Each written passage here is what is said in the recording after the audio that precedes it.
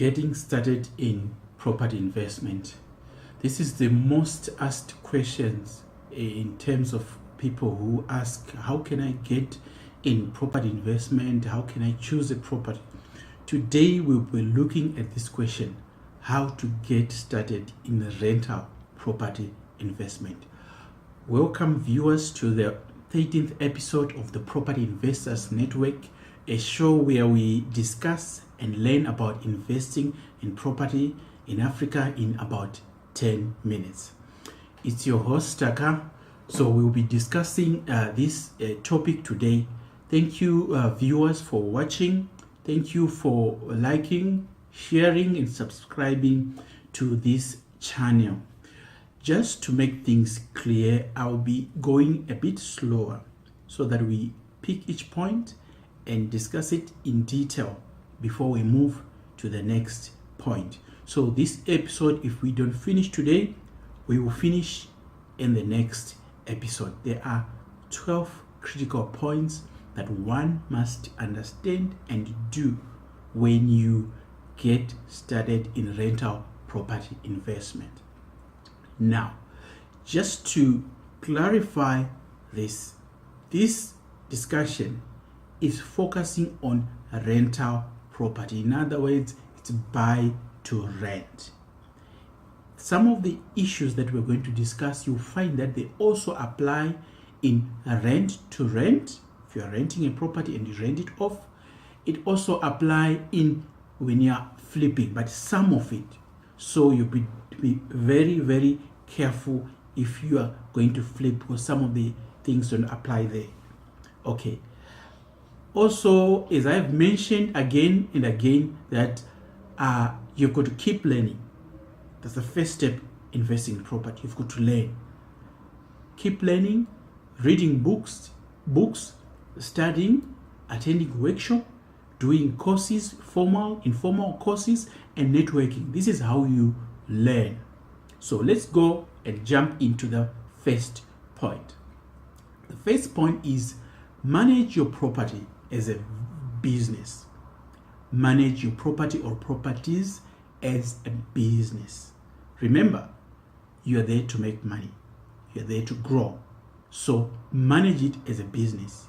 So it's different. I've seen people buy a property and then they leave it and they expect to grow without applying business principles to it. It won't work. You have to apply business principle to your portfolio or to your property.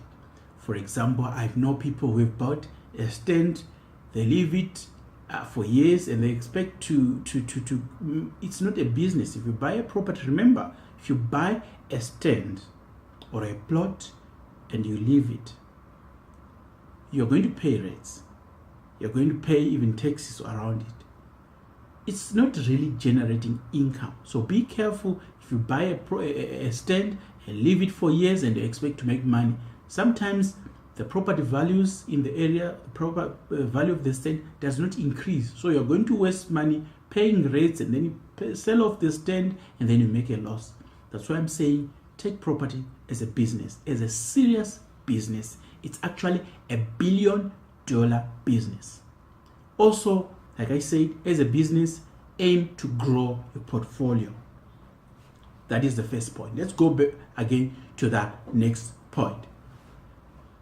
The next point is develop a strategy. What is a strategy? A strategy is a goal or what you are focusing on. To develop your strategies, I'm going to just give you some hints on how to do it. Set your goals based on your interests. In other words, you want to invest in what you're interested in. If you're not interested in it, it won't really work. So you've got to set your goals around what you're interested in, on your abilities. We can do different things. Be realistic. Don't put goals you cannot deliver. So put realistic goals that you can achieve. And also choose a market segment as your strategy, part of your strategy. In other words, are you going to do residential property? Is it commercial? Is it industrial? But for the sake of this discussion, we'll be focusing on residential property, buying to rent residential property. And also, as part of your strategy, focus on a property segment. There are luxury residential properties. Sometimes you want to buy entire blocks, and sometimes you want to focus on the low income group in the townships or in low income area, or you want to go to the middle class. So it varies. So focus on a property segment that you want to focus on. If you're all over, it's very difficult to grow. All right. So develop your property strategy. Now let's go to the third point. Point number 3, select the physical location or zone you like to focus on. Select the physical location or zone that you want to focus on. Now, on this point, I want to start by saying that if you are going to do a buy to rent, you need your property. It's advantage if your property is close to you. If your property is 200 kilometers away, yeah, it can work, but you don't know what's happening. But if it's close by, if something happened, you'll be there within a minute. But if it's 2 hours away, it's going to cost you to travel there, to travel back, and at the end, some things will happen that you are not aware of. So location is very important, and they always say location, location, location when it comes to property. So location is very key to succeeding in buy to rent a property business. So as you choose your location, bear in mind of this following. You can obtain a report of properties. For example, if you are based in South Africa, you can go to the Lightstone Property website or the Windit. You can pull out the reports of properties that have been transferred for the past 12 months in that particular location that you want to focus on. So you pull out all the report. It will show you properties that has been transferred in the past 12 months.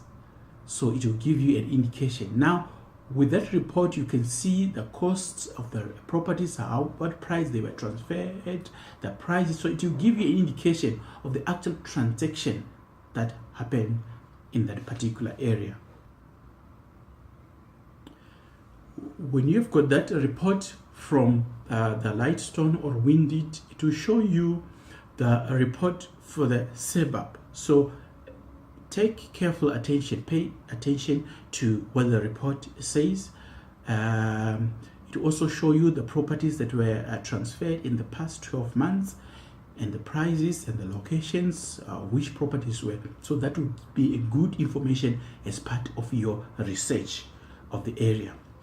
Also, if you are based in South Africa, there are also good websites that has got properties that are being sold. So check the property prices on a private property website and also on Property 24 website.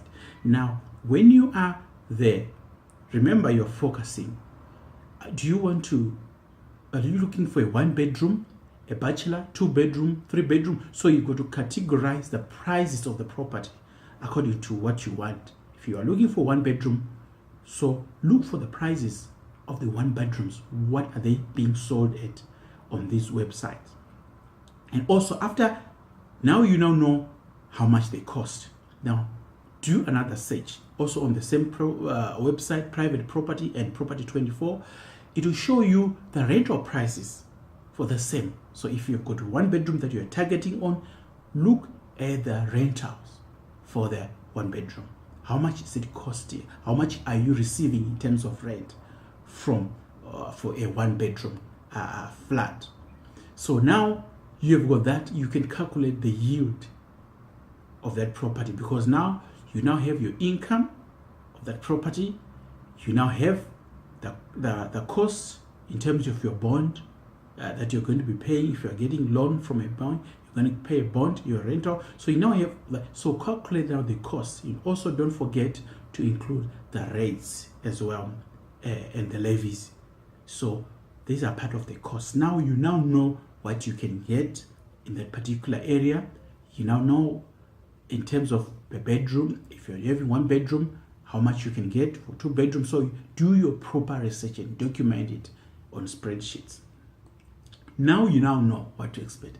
It's time to go in the streets.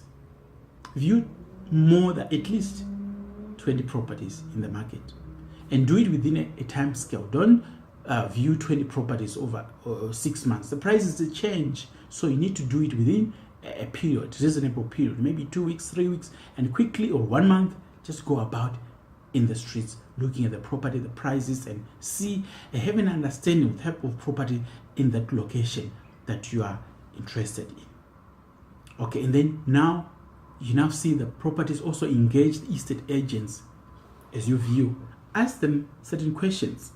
For example, you can ask the letting agents, they know what people are looking for. So ask them, which areas are people liking to rent, which is the highest demand, and also what type of property are people looking for.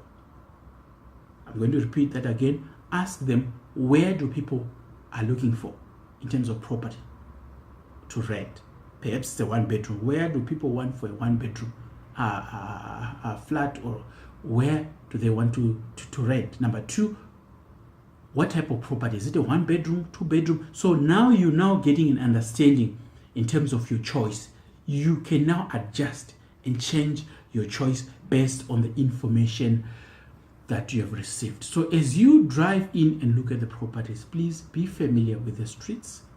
See what's happening in the street. They can tell you whether the suburb is going down or going up. If you see people building in the suburb, it means this suburb probably, perhaps it was down, but it is going up. Building, a lot of construction in a suburb means that things are going to get better in that suburb. So look at those things as you part of your research. Now, today we will end here at point number 5. Let me just go to point number 5 and just end here. Point number 5, as you do your research, remember there's a difference between capital growth and cash flow. There are 2 reasons or 2 ways that you can make money out of property in terms of rental property, out of capital growth and out of cash flow. Now, capital growth is out of the value of the property. You buy the property today at this particular price. A couple of years later, the value has increased, so there's capital growth. You can make a profit out of that. And also you can make a profit out of the cash flow. In other words, the rental that you receive, that become an income to you. So when you buy, consider the 2. Which one is your goal? Is it to make cash flow? Even if the property does not increase in value, you're going to get your rentals for a couple of years, or you don't really care about the cash flow. You don't really care making a profit out of the cash flow, but you just want to make sure in this area the prices of the property are going to increase and you get capital growth. And sometimes you combine the 2, you get the benefit of capital growth and as well as cash flow. For today, we are going to end here, and we will continue again in the next episode as we look at the things or the factors to consider as you get started in buy to rent business. Thank you so much for watching. We are going to sign off here today. Thank you. Let's keep on connecting. Like, share, and also subscribe to the channel so that you keep on receiving when there's a new episode. You receive an alert that there's a new episode that is coming out. So I think it's good that you actually subscribe now so that you won't miss the next episode as we continue on the topic getting started in buy to rent business. Thank you so much for watching. See you next time. We'll be